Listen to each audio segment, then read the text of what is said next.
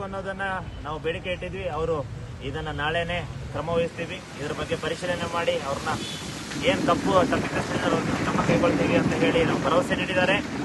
ಹಾಗೆ ರಾಜ್ಯಾದ್ಯಂತ ಏನು ಒತ್ತಡ ಆಗ್ತಾ ಇದೆ ಅದನ್ನ ಕಡಿಮೆ ಮಾಡೋ ನಿಟ್ಟಲ್ಲಿ ನಾವು ಎಲ್ಲರಿಗೂ ಕೂಡ ಸೂಚನೆ ಕೊಡ್ತೀವಿ ಅಂತ ಕೂಡ ಹೇಳಿದ್ದಾರೆ. ಹಾಗೂ ತುಮಕೂರು ಜಿಲ್ಲೆಯಲ್ಲಿ ಇನ್ನು ಮುಂದಿನ ದಿನಗಳಲ್ಲಿ ರಜೆ ದಿನಗಳಲ್ಲಿ ಕರ್ತವ್ಯಕ್ಕೆ ಕರೆಯದಂತೆ, ಹಾಗೆ ಬೆಳಿಗ್ಗೆ 10 ರಿಂದ ಸಂಜೆ 6ರವರೆಗೂ ಕೆಲಸನ ತಗೊಳ್ಳುವ ನಿಟ್ಟಲ್ಲಿ ಮೊನ್ನೆ ಜಿಲ್ಲಾಧಿಕಾರಿಗಳು ಕೂಡ ಭರವಸೆ ನೀಡಿದ್ದಾರೆ.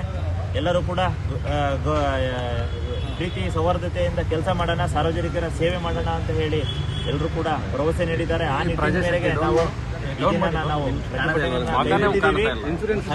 ಹಾಗೆ ಮೃತಳ ಸೋನ ಅವರ ಕುಟುಂಬಕ್ಕೆ 1 ಕೋಟಿ ರೂಪಾಯಿನ ಏನು ಇನ್ಶೂರೆನ್ಸ್ ಅಮೌಂಟ್ ಕೊಡೋ ನಿಟ್ಟಲ್ಲಿ, ಹಾಗೆ ಚುನಾವಣಾ ಆಯೋಗದಿಂದ 30 ಲಕ್ಷ ನಾವು 1 ಕೋಟಿ ಕೊಡ್ರಿ ಅಂತ ಹೇಳಿ ಮನವಿ ಮಾಡಿದ್ದೀವಿ. 30 ಲಕ್ಷ ಕೊಡೋ ನಿಟ್ಟಲ್ಲಿ, ಹಾಗೆ ಅವ್ರ ಕುಟುಂಬದಲ್ಲಿ ಒಬ್ಬರಿಗೆ ಅವರ ಬ್ರದರ್ ಇದ್ದಾರೆ MBA ಆಗಿರೋರು, ಅವರಿಗೆ ಪ್ರಥಮ ದರ್ಜೆ ಸಹಾಯಕರ ಹುದ್ದೆ ಕೊಡೋ ನಿಟ್ಟಲ್ಲಿ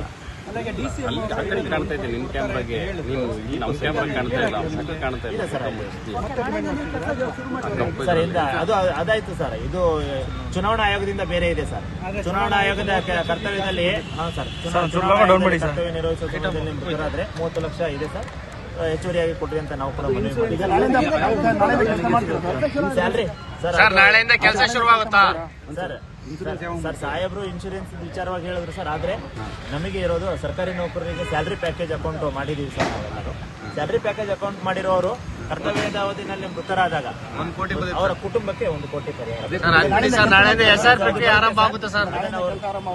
ಅದು ಬರುತ್ತೆ ಸರ್. ಹಾಗಾಗಿ ಅದೊಂದು ನಾಳೆಯಿಂದ SR ಪ್ರಕ್ರಿಯೆ ಆರಂಭ ಆಗುತ್ತೆ ಸರ್. ಯೋಗೇಶ್ ಸರ್, ನಾಳೆಯಿಂದ SR ಪ್ರಕ್ರಿಯೆ ಆರಂಭ ಆಗುತ್ತಾ? ಕರ್ತವ್ಯಕ್ಕೆ ಹೋಗ್ತಾರೆ ಸರ್. ಎಲ್ಲರೂ ಕೂಡ ಎಂದಿನಂತೆ ಕರ್ತವ್ಯ ಮಾಡ್ತೀವಿ. ದಯವಿಟ್ಟು ತಹಶೀಲ್ದಾರ್ಗಳು, ACಗಳು, DC ಗಳು ರಾಜ್ಯಾದ್ಯಂತ ತಮ್ಮಲ್ಲಿ ಮನವಿ ಮಾಡ್ಕೊಳ್ತಾ ಇದ್ದೇನೆ, ಯಾರಿಗೂ ಕೂಡ ಒತ್ತಡ ಹೇರಬೇಡಿ, ಗೌರವಯುತವಾಗಿ ಕೆಲಸ ಕೇಳಿ ಸರ್. ನೀವು ಪ್ರೀತಿಯಿಂದ ಕೆಲಸ ಕೇಳಿದ್ರೆ ಹಗಲು ರಾತ್ರಿ ಕೆಲಸ ಮಾಡ್ತೀವಿ. ಒತ್ತಡದಲ್ಲಿ ಕೆಲಸ ಮಾಡಿದ್ರೆ ಕೆಲಸದಲ್ಲೂ ಗುಣಮಟ್ಟ ಇರೋದಿಲ್ಲ, ಲೋಪದೋಷಗಳು ಆಗ್ತಿರ್ತವೆ, ತರಾತುರಿನಲ್ಲಿ ಸಮಸ್ಯೆಗಳು ಆಗ್ತಿರ್ತವೆ. ತಮಗೆ ಗೊತ್ತಿದೆ ಎಷ್ಟು ಒತ್ತಡ ಇದೆ ಕೆಲಸಗಳು ಅಂತ ಹೇಳಿ. ತಮ್ಮ ಒಂದು ಒತ್ತಡದಿಂದಾಗಿ ಈಗ ನಾಳೆಯಿಂದ ಎಷ್ಟು ಗಂಟೆಯಿಂದ ಕೆಲಸ ಮಾಡ್ತೀರಿ? ಪರಮೇಶ್ವರ್ ಸಾಹೇಬ್ರ ಅವರ ಮಾತಿನ ಮೇಲೆ ಭರವಸೆ ಇದೆ. ಈ ರಾಜ್ಯದ ಘನತೆ ರಾಜ್ಯ ಉಪಮುಖ್ಯಮಂತ್ರಿಗಳು ಅವರ ಮಾತಿನ ಮೇಲೆ ಭರವಸೆ ಇದೆ. ಅವರು ನಮಗೆ ನಮ್ಮ ಬೇಡಿಕೆಗಳನ್ನ, ನಮ್ಮ ಸಮಸ್ಯೆಗಳನ್ನ ಸ್ಪಂದಿಸ್ತಾರೆ. ಬಹುಮುಖ್ಯವಾಗಿ ರಾಜ್ಯಾದ್ಯಂತ ಅಂತರ್ಜಿಲ್ಲಾ ವರ್ಗಾವಣೆಗೆ ಅವಕಾಶ ಕಲ್ಪಿಸ್ಕೊಡ್ಬೇಕು ಅನ್ನೋದೊಂದು ಅವ್ರಿಗೆ ಮನವಿ ಮಾಡಿದ್ವಿ. ಈ ಘಟನೆಯ ಸಂಬಂಧದಲ್ಲೇ ಅವರು ಕೂಡ ಅದನ್ನ ಮಾಡ್ಕೊಡ್ತೀವಿ. ನಮ್ಮ ಬೇಡಿಕೆಯಂತೆ ತಪ್ಪಿತಸ್ಥರ ಮೇಲೆ ಕ್ರಮ ಕೈಗೊಳ್ತೀವಿ ಅಂತ ಹೇಳಿದ್ದಾರೆ. ನಾವು ಕೂಡ ಅದನ್ನ ಫಾಲೋ ಅಪ್ ಮಾಡ್ತೀವಿ. ನಾಳೆನೂ ಕೂಡ ತುಮಕೂರಲ್ಲಿ ತಹಶೀಲ್ದಾರ್ ವಿರುದ್ಧ ಕೇಳ್ತೀರಾ? ತಿಪ್ಟೂರಲ್ಲಿ ಉಪ ತಹಶೀಲ್ದಾರ್ ಹೇಳ್ತಿರಲ್ಲ ಅವರು ತಿಪ್ಟೂರಲ್ಲಿ ಸರ್ ಉಪ ತಹಶೀಲ್ದಾರ್ ಅವರು ಮೇ ಬಿ ಕಿರಣ್ ಕುಮಾರ್ ಅನ್ಸುತ್ತೆ ಸರ್. ಅವರು ಲೋಕೇಶ್ ಕುಮಾರ್ ಸರ್. ಅವರು ಗ್ರೂಪ್ ಕಾಲ್, ವಿಡಿಯೋ ಕಾಲ್ ಮಾಡಿ ಲೊಕೇಶನ್ ಇದ್ ಮಾಡಿ ರಾತ್ರಿ 10 ಗಂಟೆಗೆಲ್ಲ ಕಾಲ್ ಮಾಡೋದು. ಹೆಣ್ಮಕ್ಳೆಲ್ಲ ಕಣ್ಣೀರ್ ಹಾಕಿ ತುಂಬಾ ನೋವು ತೋಡ್ಕೊಂಡಿದ್ದಾರೆ ಸರ್. ನಾನು ಈ ವಿಚಾರವಾಗಿ ಅವ್ರಿಗೆ ಮನವಿ ಮಾಡ್ಕೊಂಡಿದ್ದೀನಿ. ಮನವಿ ಮಾಡ್ಕೊಂಡು ಕೂಡ ಅವರು ತುಂಬಾ ದೌರ್ಜನ್ಯದಿಂದ, ದರ್ಪದಿಂದ, ಅಹಂಕಾರದಿಂದ ಮಾತಾಡ್ತಾ ಇದ್ದಾರೆ. ಯಾವುದೇ ರೀತಿ ಸ್ಪಂದಿಸ್ತಿಲ್ಲ. ಅವ್ರ ಮೇಲೂ ಕೂಡ ಕ್ರಮ ಕೈಗೊಳ್ಳಬೇಕು.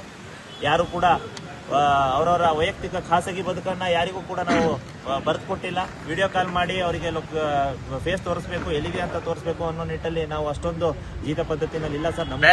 ಚರ್ಚೆ ಆಯ್ತಾ ಸರ್ ಒಳಗಡೆ? ಇದನ್ನ ಬಿಟ್ಟು ಬೇರೆ ಏನಾದ್ರು ಚರ್ಚೆ ಮಾಡಿದ್ರೆ ಒಳಗಡೆ? ಇಲ್ಲ ಸರ್. ಇನ್ ಮುಂದಿನ ದಿನಗಳಲ್ಲಿ ಎಲ್ಲರೂ ಕೂಡ ಒಂದು ಖುಷಿಯ ವಾತಾವರಣದಲ್ಲಿ ಕೆಲಸ ಮಾಡಬೇಕು ಅನ್ನೋ ನಿಟ್ಟಲ್ಲಿ ಅಧಿಕಾರಿ ವರ್ಗದವರು ಹೇಳಿದ್ದಾರೆ ಸರ್.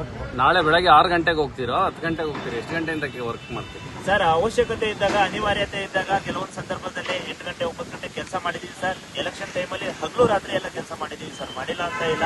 ಆದ್ರೆ ಅನಿವಾರ್ಯತೆಗೆ ತಕ್ಕಂತೆ ಕೆಲಸ ಮಾಡ್ಲಿಕ್ಕೆ ಅವಕಾಶ ಮಾಡ್ಕೊಡಿ. ನಾವು ಹಗಲು ರಾತ್ರಿ ಮಾಡಿರೋ ದಿನಗಳು ಇದಾವೆ ಸರ್. ಕಂದಾಯ ಇಲಾಖೆನಲ್ಲಿ ಕೇಳ್ತಿರೋ ಪ್ರಶ್ನೆ ಏನು? ನಾಳೆಯಿಂದ 6 ಗಂಟೆಗೆ ಹೋಗ್ತೀರಾ?